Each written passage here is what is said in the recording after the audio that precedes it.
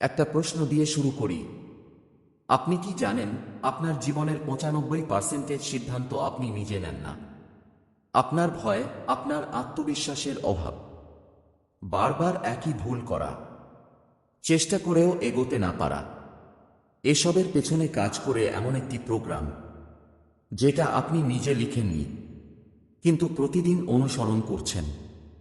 এই প্রোগ্রামটি লুকিয়ে আছে আপনার মনের ভেতরে, আর আপনি যদি সেটাকে বদলাতে না পারেন, তাহলে আপনার জীবনও বদলাবে না। আজকের এই অডিও বুকে আপনি শিখবেন কিভাবে নিজের জীবনকে নতুন করে রিপ্রোগ্রাম করা যায়।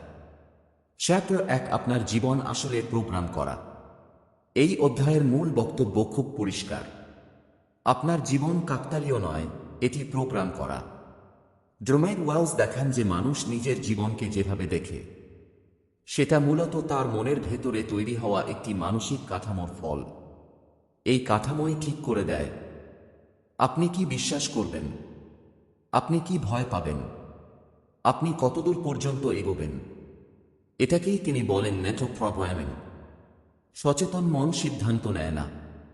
এই বই অনুযায়ী সচেতন মন মাত্র 5%, অবচেতন মন প্রায় 95%। আপনি মনে করেন আপনি যুক্তি দিয়ে সিদ্ধান্ত নিচ্ছেন, কিন্তু বাস্তবে সিদ্ধান্ত নেয় অবচেতন মন, যেটা অভ্যাস, ভয়, স্মৃতি ও পুরনো বিশ্বাস দিয়ে তৈরি। এই কারণেই মানুষ পরিবর্তন চায় কিন্তু বদলায় না। জানে কি করা উচিত, তবু করে না। একই ভুল বারবার করে। এটা চরিত্রের দুর্বলতা নয়, এটা প্রোগ্রামের ফল। বিশ্বাস কিভাবে জীবন নিয়ন্ত্রণ করে। এই অধ্যায়ে বলা হয়েছে, বিশ্বাসই হল অবচেতন মনের ভাষা। যে বিশ্বাস একবার অবচেতন মনে ঢুকে যায়, তা সত্য না হলেও মন সেটাকে সত্য হিসেবে ধরে নেয়। যেমন, আমি যথেষ্ট ভালো না, আমার দ্বারা হবে না, সফলতা অন্যদের জন্য। এই বিশ্বাসগুলো ধীরে ধীরে আপনার সিদ্ধান্ত, আচরণ ও আত্মবিশ্বাসকে নিয়ন্ত্রণ করে। ফলে আপনি নিজেই নিজের জন্য একটি অদৃশ্য সীমা তৈরি করেন। অভ্যাস মানেই প্রোগ্রামের আউটপুট। জো ওয়েলস বলেন, আপনার প্রতিদিনের অভ্যাস আপনার মানসিক প্রোগ্রামের ফলাফল। যদি আপনি কাজ পিছিয়ে দেন, নিজেকে ছোট করে দেখেন, সুযোগ এলে ভয় পান, সম্পর্ক বা কাজে একই সমস্যা দেখেন, তাহলে সমস্যাটা আপনি নন। সমস্যাটা হলো সেই প্রোগ্রাম। আর প্রোগ্রাম মানেই পরিবর্তনযোগ্য। রিপ্রোগ্রাম মানে জোর করে বদলানো নয়। এই বই খুব স্পষ্ট করে বলে, রিপ্রোগ্রাম মানে শুধু পজিটিভ চিন্তা করা নয়। রিপ্রোগ্রাম মানে পুরনো বিশ্বাস চিহ্নিত করা। কোন বিশ্বাস কোথা থেকে এসেছে তা বোঝা। অবচেতন মনের সঙ্গে ধীরে কাজ করা। নতুন চিন্তার পথ তৈরি করা। এটা সময় নেয়, কিন্তু এটা সম্ভব। চ্যাপ্টার 2, অবচেতন মন কিভাবে আপনার জীবন চালায়। এই অধ্যায়ের কেন্দ্রীয় কথা, আপনি যেটাকে আমি ভাবেন, তার বেশিরভাগই অবচেতন মনের কাজ। ডোমেইন ওয়েলস ব্যাখ্যা করেন, অবচেতন মন কোনো চিন্তাশীল সত্তা নয়, এটি একটি স্বয়ংক্রিয় সিস্টেম। এর কাজ একটাই, আগে শেখা তথ্য দিয়ে বর্তমান পরিস্থিতিতে দ্রুত প্রতিক্রিয়া দেওয়া। অবচেতন মন যুক্তি বোঝে না। এই বইয়ে স্পষ্ট করে বলা হয়েছে, অবচেতন মন যুক্তি বোঝে না। এটি ভালো খারাপ বিচার করে না, সত্য মিথ্যা আলাদা করতে পারে না। অবচেতন মন শুধু দেখে কোনটা আগে বারবার ঘটেছে।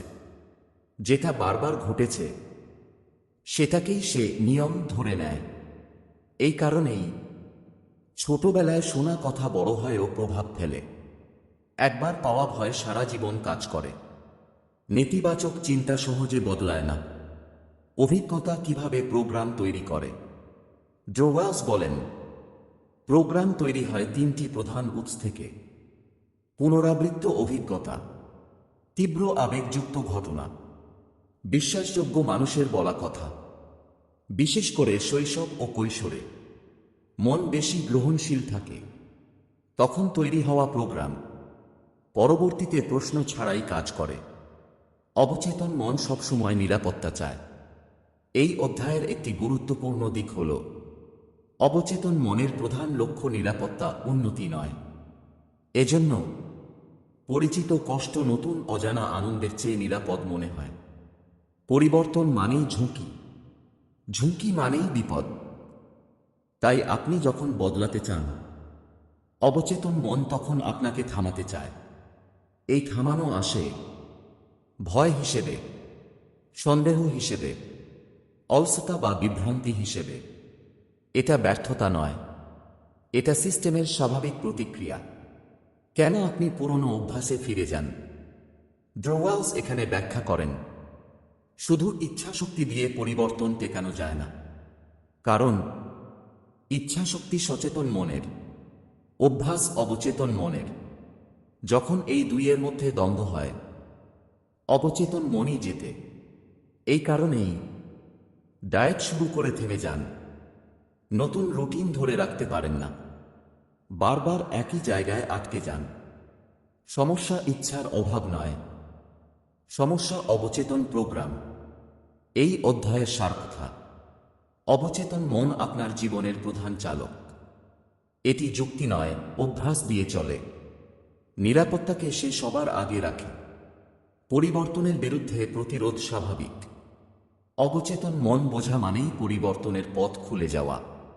এই অধ্যায় আপনাকে একটি জিনিস পরিষ্কার করে দেয়, নিজেকে জোর করে বদলাতে হবে না, নিজেকে বুঝে বদলাতে হবে। পরের অধ্যায়ে কিভাবে পুরনো বিশ্বাসগুলো শনাক্ত করবেন এবং সেগুলো ভাঙার প্রক্রিয়া শুরু করবেন, তা বিস্তারিতভাবে বলা হবে। চ্যাপ্টার 3, সীমাবদ্ধ বিশ্বাস কিভাবে চিহ্নিত করবেন। এই অধ্যায়ের মূল উদ্দেশ্য আপনার মনের ভেতরে থাকা সেই বিশ্বাসগুলোকে খুঁজে বের করা, যেগুলো আপনাকে থামিয়ে রাখছে। জোমেট ওয়েলস বলেন, বিশ্বাস মানে শুধু মতামত নয়, বিশ্বাস হলো অবচেতন মনের নির্দেশনা। আপনি যেভাবে ভাবেন, যেভাবে প্রতিক্রিয়া দেন, যেভাবে সিদ্ধান্ত নেন, সবকিছুর পেছনে কাজ করে এই বিশ্বাসগুলো। সীমাবদ্ধ বিশ্বাস কি? এই বই অনুযায়ী লিমিটিং বিলিফ হলো এমন একটি বিশ্বাস যেটা আপনার সক্ষমতাকে ছোট করে দেখায়, যেটা ঝুঁকি নিতে ভয় দেখায়, যেটা পরিবর্তনের পথে বাধা দেয়। এই বিশ্বাসগুলো বাস্তব সত্য নয়, কিন্তু অবচেতন মন এগুলোকে চূড়ান্ত সত্য ধরে নেয়। বিশ্বাস কিভাবে ধরা পড়ে? ড্রোওয়ালস এই অধ্যায়ে কয়েকটি স্পষ্ট লক্ষণ দেন।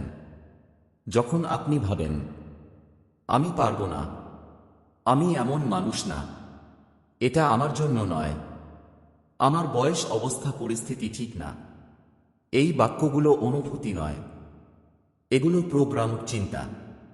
যেখানে সব সময়, কখনো না, সবাই, কেউ না, এই শব্দগুলো থাকে, সেখানে সীমাবদ্ধ বিশ্বাস থাকার সম্ভাবনা বেশি। আবেগ বিশ্বাসের সূত্র দেয়। এই অধ্যায়ের একটি গুরুত্বপূর্ণ দিক হল তীব্র আবেগ মানেই সেখানে একটি বিশ্বাস লুকিয়ে আছে। আপনি যদি হঠাৎ ভয় পান, অকারণে রাগ করেন, সুযোগ পেলে পিছিয়ে যান, প্রশংসা পেয়ে অস্বস্তি বোধ করেন, তাহলে সেখানে কোনো না কোনো সীমাবদ্ধ বিশ্বাস কাজ করছে। ড্রোওয়ালস বলেন, আবেগ হল বিশ্বাসের দরজা, নিজেকে প্রশ্ন করার পদ্ধতি। এই অধ্যায়ে একটি ব্যবহারিক কৌশল দেওয়া হয়েছে। যখনই কোনো বাধা অনুভব করবেন, নিজেকে জিজ্ঞেস করুন, আমি ঠিক কি বিশ্বাস করছি? এই বিশ্বাসটা আমি কোথা থেকে শিখেছি? এটা কি প্রমাণিত সত্য, না পুরনো অভিজ্ঞতা? এই বিশ্বাসটা আমাকে রক্ষা করছে, না আটকে রাখছে? এই প্রশ্নগুলো অবচেতন প্রোগ্রামকে দেখার মতো করে তোলে।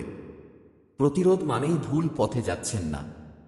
ড্রোওয়ালস স্পষ্ট করেন, যখন আপনি কোনো বিশ্বাস শনাক্ত করতে শুরু করেন, মন তখন প্রতিরোধ দেখাবে। এই প্রতিরোধ আসতে পারে অস্বস্তি হিসেবে, বিভ্রান্তি হিসেবে, নিজেকে দোষ দেওয়ার প্রবণতা হিসেবে। এগুলো স্বাভাবিক, কারণ আপনি পুরনো প্রোগ্রামে প্রশ্ন তুলছেন। এই অধ্যায়ের সার কথা। আপনার বাধা আসলে বিশ্বাসের বাধা। বিশ্বাস চিহ্নিত করা মানেই অর্ধেক কাজ শেষ।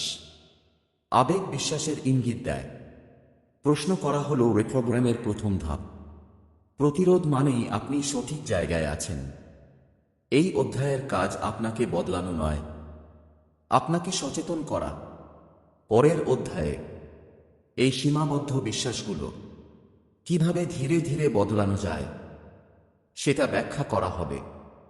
চ্যাপ্টার 4 পুরনো প্রোগ্রাম কিভাবে বদলানো শুরু করবেন। এই অধ্যায়ের মূল কথা, বিশ্বাস বদলাতে গেলে আগে প্রোগ্রামের ভাষায় কাজ করতে হয়। জোমেড ওয়েলস স্পষ্ট করেন, সচেতন মন দিয়ে অবচেতন মনকে জোর করা যায় না। অবচেতন মন বদলায় অভিজ্ঞতা ও পুনরাবৃত্তির মাধ্যমে। শুধু নতুন চিন্তা যথেষ্ট নয়। এই বইয়ে বলা হয়েছে, অনেকে ভাবে নতুন চিন্তা করলেই পুরনো বিশ্বাস ভেঙে যাবে, কিন্তু বাস্তবে তা হয় না। কারণ পুরনো বিশ্বাস আবেগ ও স্মৃতির সঙ্গে যুক্ত। নতুন চিন্তা শুধু শব্দ হয়ে থাকে। অবচেতন মন প্রমাণ চায়, যুক্তি নয়। এই জন্যই অ্যাফার্মেশন অনেক সময় কাজ করে না। বিশ্বাস বদলানোর প্রথম ধাপ সচেতন বিরতি। ড্রোওয়ালস এই অধ্যায়ে একটি মূল কৌশল দেন, ফ্যাস্ট টেকনিক। যখনই পুরনো প্রতিক্রিয়া আসবে, ভয়, আত্মসন্দেহ, পিছু হটা, সঙ্গে সঙ্গে কাজ না করে একটি ছোট বিরতি নিন। এই বিরতি আপনাকে পুরনো প্রোগ্রাম থেকে বের হওয়ার প্রথম সুযোগ দেয়, নতুন প্রতিক্রিয়া তৈরি করা। এই অধ্যায়ে বলা হয়েছে, অবচেতন মন নতুন বিশ্বাস গ্রহণ করে কাজের মাধ্যমে। প্রক্রিয়াটি হল পুরনো বিশ্বাস শনাক্ত, প্রতিক্রিয়ার আগে বিরতি, ছোট কিন্তু নতুন আচরণ, সেই আচরণের পুনরাবৃত্তি। এই ছোট কাজগুলোই নতুন নিউরাল পথ তৈরি করে। ড্রোওয়ালস জোর দিয়ে বলেন, ছোট পরিবর্তনই নিরাপদ। কেন ছোট পদক্ষেপ কাজ করে? অবচেতন মন বড় পরিবর্তনকে বিপদ ভাবে, কিন্তু ছোট পরিবর্তনকে সে হুমকি মনে করে না।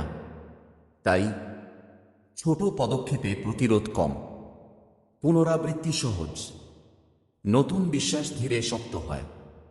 এই বইয়ে এটাকে বলা হয়েছে ল ফ্রি রিপ্রোগ্রামিং। ধৈর্য কেন বাধ্যতামূলক? এই অধ্যায়ে পরিষ্কার বলা হয়েছে, প্রোগ্রাম বদলানো সময় নেয়। কারণ পুরনো প্রোগ্রাম বছরের পর বছর ধরে তৈরি, সেগুলো একদিনে ভাঙে না। তাড়াহুড়ো মানেই ব্যর্থতা। ড্রোওয়ালস বলেন, ধৈর্য এখানে গুণ নয়, পদ্ধতির অংশ। এই অধ্যায়ের সার কথা, অবচেতন মন জোর বোঝে না। চিন্তা নয়, কাজ দিয়ে প্রোগ্রাম বদলায়। বিরতি হল পরিবর্তনের দরজা। ছোট পদক্ষেপ সবচেয়ে কার্যকর। ধৈর্য মানেই অগ্রগতি। এই অধ্যায় আপনাকে একটি বিষয় শেখায়, নিজের বিরুদ্ধে যুদ্ধ নয়, নিজের সঙ্গে কাজ করতে হয়। পরের অধ্যায়ে নতুন প্রোগ্রাম কিভাবে স্থায়ী করা যায় এবং পুরনো প্রোগ্রাম ফিরে এলে কি করবেন তা ব্যাখ্যা করা হবে। চ্যাপ্টার 5 নতুন প্রোগ্রাম কিভাবে স্থায়ী করবেন। এই অধ্যায়ের মূল বিষয়, নতুন বিশ্বাস তৈরি করা যতটা গুরুত্বপূর্ণ, তা ধরে রাখা তার চেয়েও বেশি গুরুত্বপূর্ণ। জোমেড ওয়েলস বলেন, অবচেতন মন নতুন কিছু শিখলেও পুরনো প্রোগ্রাম সহজে ছাড়ে না। সঠিক পদ্ধতি না থাকলে মন আবার আগের জায়গায় ফিরে যায়। পুনরাবৃত্তি ছাড়া পরিবর্তন টেকে না।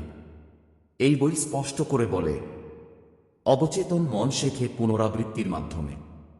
একবার ভালো কাজ করা নতুন প্রোগ্রাম তৈরি করে না, বারবার একই নতুন আচরণ অবচেতন মনের কাছে প্রমাণ হয়ে দাঁড়ায়। এই জন্য অনিয়মিত চেষ্টা কাজ করে না, মাঝে মাঝে করা পরিবর্তন টেকে না। ধারাবাহিকতা বাধ্যতামূলক। পরিচয়ের সঙ্গে নতুন বিশ্বাস জুড়তে হয়। এই অধ্যায়ের একটি গুরুত্বপূর্ণ ধারণা হল আইডেন্টিটি বেসড প্রোগ্রামিং। ড্রোওয়ালস বলেন, অবচেতন মন আচরণ ধরে রাখে তখনই যখন সেটাকে পরিচয়ের অংশ মনে করে। উদাহরণ, আমি চেষ্টা করছি নয়, আমি এমন মানুষ যে চেষ্টা করে। এই ছোট পার্থক্য বিশ্বাসকে গভীর করে, পরিবেশ প্রোগ্রামকে শক্ত করে বা ভাঙে। এই অধ্যায়ে বলা হয়েছে আপনার চারপাশের পরিবেশ নির্বে আপনার প্রোগ্রামকে নিয়ন্ত্রণ করে। যদি পরিবেশ পুরনো অভ্যাসকে উৎসাহ দেয়, নেতিবাচক সংকেত দেয়, পরিবর্তনের বিরুদ্ধে যায়, তাহলে নতুন প্রোগ্রাম দুর্বল হয়ে পড়ে। ড্রোওয়ালস পরামর্শ দেন, পরিবেশে ছোট পরিবর্তন আনুন। সময়, মানুষ, ট্রিগার, দৈনন্দিন রুটিন। পিছিয়ে যাওয়া মানেই ব্যর্থতা নয়। এই অধ্যায়ে একটি গুরুত্বপূর্ণ সতর্কতা আছে। রিল্যাক্সে স্বাভাবিক। আপনি যদি পুরনো অভ্যাসে ফিরে যান, আগের মতো ভাবতে শুরু করেন, হাল ছেড়ে দিতে চান, তাহলে সেটার মানে এই নয় যে আপনি ব্যর্থ। এর মানে পুরনো প্রোগ্রাম এখনো শক্তিশালী। এই সময় নিজের উপর রাগ নয়, পুনরাবৃত্তিতে ফেরা দরকার। নিজেকে শাস্তি নয়, তথ্য হিসেবে দেখুন। ড্রোওয়ালস বলেন, প্রতিটি ব্যর্থতা হল ডেটা। প্রশ্ন করুন, কোথায় ট্রিগার কাজ করল, কোন পরিস্থিতিতে পুরনো প্রোগ্রাম সক্রিয় হল, কি ছোট পরিবর্তন করা যায়।